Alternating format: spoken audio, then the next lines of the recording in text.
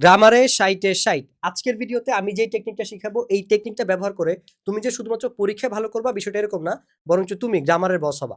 আর এই টেকনিকটা যেটা আমি তোমাকে এই ভিডিওতে শিখাবো এটা আমি নিজের রিয়েল লাইফে এক্সপেরিয়েন্স করছি, নিজের রিয়েল লাইফে অ্যাপ্লাই করে আসছি। সো এটা একটা প্রুভেন টেকনিক। ইভেন আমি আমার গত 4-5 ব্যাচের পোলাপেনরাও এই টেকনিকটাই শিখাইছি, ওরাও রেজাল্ট পাইছে, তুমিও ফর শিওর রেজাল্ট পাবা। যারা এসএসসি 27-28 এর আসো তোমাদের জন্য এটা একটা গোল্ডেন রুল, কারণ এটা অ্যাপ্লাই করার তোমাদের অনেক সুবর্ণ সুযোগ আছে। যারা 26-এর আসো, যারা এবারের পরীক্ষার্থী, যতটুকু পারো তুমি অ্যাপ্লাই করে যাও, আশা করতেছি তুমি ভালো করতে পারবা। দেখো, ইংরেজিতে আমি নিজে দুর্বল ছিলাম, স্পেশালি গ্রামারে। কারণ তোমরা অনেকেই জানো আমি 1-2 গ্রামে পড়ছি, ক্লাস 3 থেকে আমি আসলে ঢাকায় পড়াশোনা করি। তো ওই যে 1-2 গ্রামে পড়া বা ওই এনভায়রনমেন্ট আমি আসলে ছিলাম না, যার কারণে আমার বেসটা কিন্তু অনেক দুর্বল ছিল। অ্যাজ এ রেজাল্ট আমি সবসময় ইংলিশে খারাপ রেজাল্ট করতাম, যার কারণে আমি নিজে ইংলিশে মানে ট্রমাটাইজ ছিলাম। ইংলিশ পরীক্ষা মানে ইংলিশ আমার জন্য ট্রমা ছিল। I was traumatised in English basically. So মোটামুটি 6-7 থেকে একটু ইমপ্রুভ করা স্টার্ট হয়, বাট ভিজিবল না। 6-7 থেকে ইমপ্রুভ করা হয় মানে হচ্ছে গিয়ে আমি তখন নিয়মিত পড়তাম, তাই মুখস্থ বিদ্যায় কিছু একটা চালাই দিতে পারতাম, এরকম আর কি। মোটামুটি নাম্বার পাইতাম। বাট অ্যাকচুয়ালি ক্লাস 8-এ একজন টিচার যে আসলে এই মেথডটা আমাদেরকে পড়াইছিলেন, সো আমি রিয়েলি ওই স্যারের প্রতি গ্রেটফুল। ওই টিচার লিটারালি আমার লাইফ চেঞ্জ করে দিছে। ওই বছর যে আমি গ্রামার পড়ছি, এরপরে ক্লাস 9-এ আমি শুধুমাত্র সিম্পল, কমপ্লেক্স, কম্পাউন্ড এই টপিকটা শিখছি নতুন। এরপরে আমি আর সারা জীবনও গ্রামার পড়ি নাই। জাস্ট ক্লাস নিত, ক্লাসে কি পড়ায় দেখতাম, এরপরে প্র্যাকটিস করতাম, জাস্ট টেস্ট পেপার, মানে এরপর হচ্ছে গিয়ে ভাই অ্যাপ্লাই করতাম। আলহামদুলিল্লাহ অলওয়েজ ভালো নাম্বার পাইতাম এরপর থেকে। না পড়েও সব জায়গাতে মানে এ প্লাসের নিচে তো নাম্বারই নেই, জাস্ট কত বেশি পাইতে পারি এরকম ছিল আর। সো কি টেকনিকটা মানে কি সেই টেকনিকটা, টেকনিকটা বলে ফেলছি বাই দ্য ওয়ে। সো কি সেই টেকনিকটা সেটা হচ্ছে গিয়ে ভাই তোমাদেরকে এখন আমি দেখানোর চেষ্টা করি। দেখো দেখো প্রথমে যে কাজটা করবা, ধরো তুমি রাইট ফর্ম অফ ভার্বস হচ্ছে গিয়ে প্র্যাকটিস করবা, ঠিক আছে?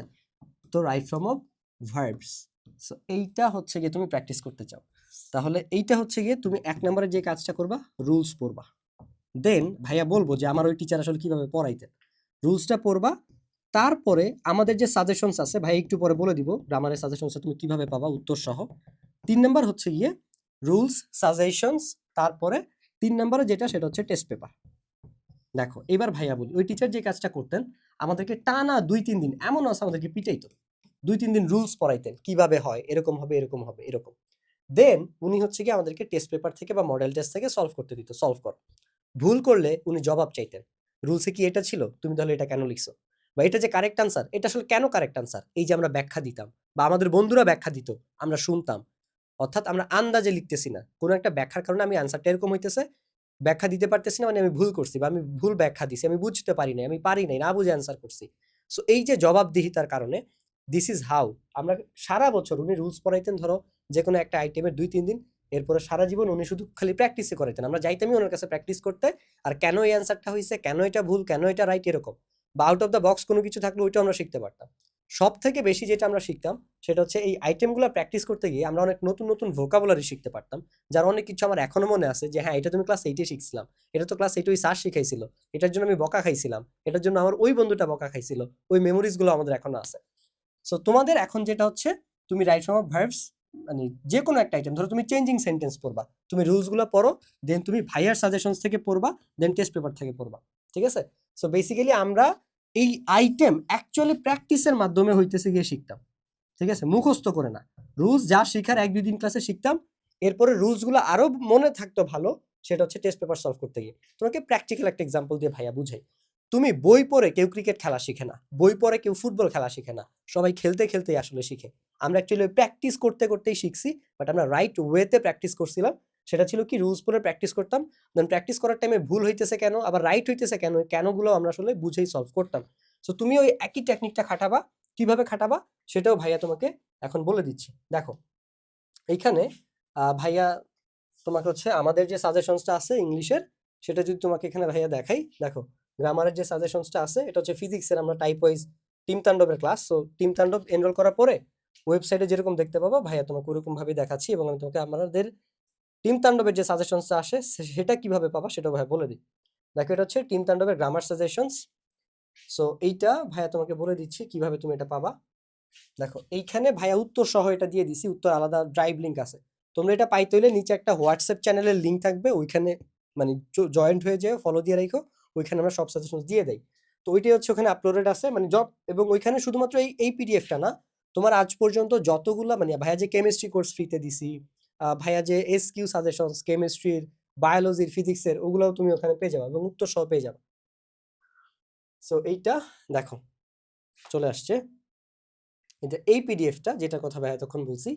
তো এই পিডিএফটা ওকে দেখো, এখানে গ্রামাটিক্যাল আইটেমগুলো দেওয়া আছে, এটার উত্তরও দেওয়া আছে, এখানে নাই, এটা একটা আলাদা পিডিএফে দেওয়া আছে, এবং রাইটিং আইটেমগুলো দেওয়া আছে, যতগুলো রাইটিং আইটেম আছে। তো এগুলা হচ্ছে গিয়ে তুমি রুলস পড়বা, দেন ভাইয়ার এগুলা প্র্যাকটিস করবা, তাইলেই হয়েছে। এরপরে যদি টাইম থাকে তুমি জাস্ট টেস্ট পেপার থেকে সলভ করবা, দিস ইজ দ্য থিং। আর সবাই তোমরা কোন বোর্ড থেকে ভিডিওটা দেখছো ভাইয়াকে একটু জানায়ও, কারণ এই যে দেখছো কুমিল্লা বোর্ডের প্যাটার্ন বিশ্লেষণ করছিলাম আমরা। সো কুমিল্লা আমাদের টিম তাণ্ডবের মধ্যে 3-4 বোর্ডের স্টুডেন্ট বেশি, ঢাকা বোর্ড, কুমিল্লা বোর্ডের প্রায় 100 জনের মতো আছে, ঢাকা বোর্ডের প্রায় 150-200 পোলাপাইন আছে, এখন মনে হয় 200 হবে ঢাকা বোর্ডের। দেন হচ্ছে তোমার রাজশাহী, দিনাজপুর, এই 4 বোর্ডের পোলাপাইন একটু বেশি। এছাড়া আমাদের সব থেকে কম মনে হয় ময়মনসিংহ আর হচ্ছে গিয়ে তোমার বরিশালের 60-70-এর মতো। সো এইরকম। সো কুমিল্লা বোর্ডের প্রশ্ন আমরা অ্যানালাইসিস করছি, আমরা ঢাকা বোর্ডেরটাও করব, রাজশাহী দিনাজপুরেরটাও করব।